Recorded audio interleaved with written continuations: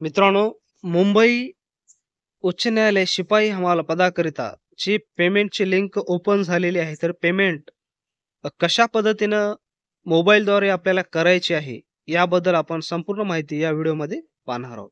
माहिती ही अत्यंत महत्त्वाची आहे मित्रांनो, त्याच्यामुळे पूर्ण माहिती पहा आणि तुम्ही जर चॅनलला नवीन असाल तर सबस्क्राईब करा. तसेच टेलिग्रामची लिंक डिस्क्रिप्शन बॉक्समध्ये दिलेली आहे.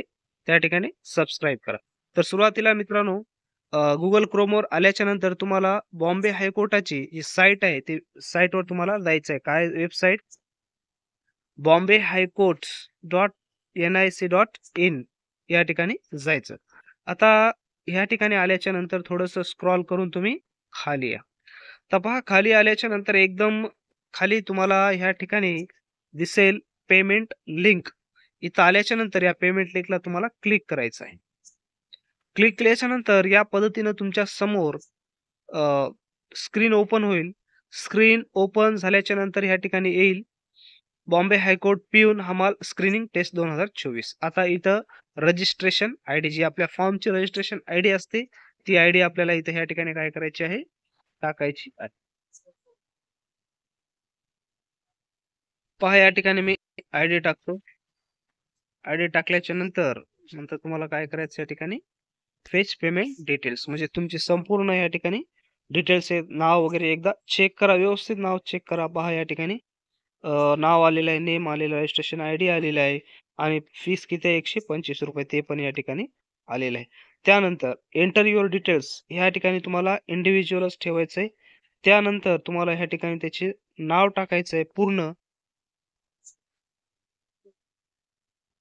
पूर्ण नाव टाकून घ्या.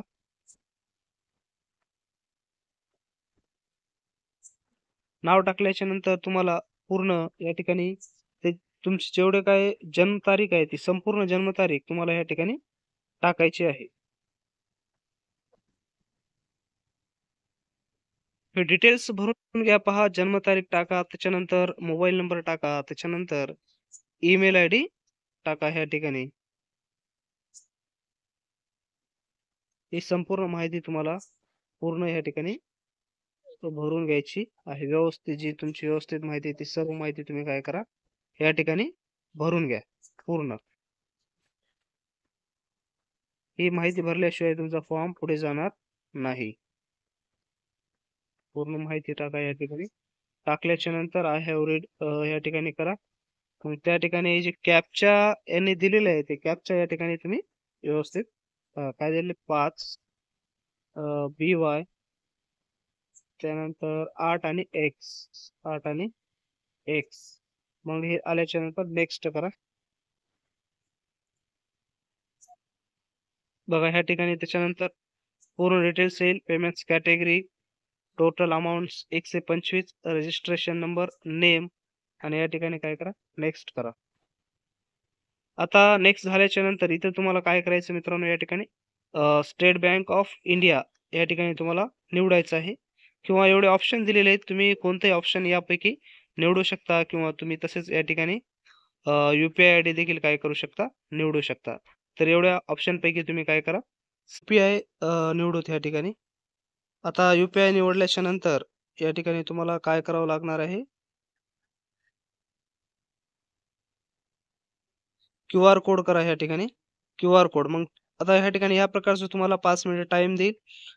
दुसरा जे मोबाईल असेल तुमचा 2 मोबाईल सोबत ठेवा आणि एका मोबाईलमध्ये तुम्ही पूर्ण प्रोसेस करा आणि त्यानंतर तुमचं जे काही फोनपेचं क्यूआर कोड असेल, त्या क्यूआर कोडने तुम्ही काय करा?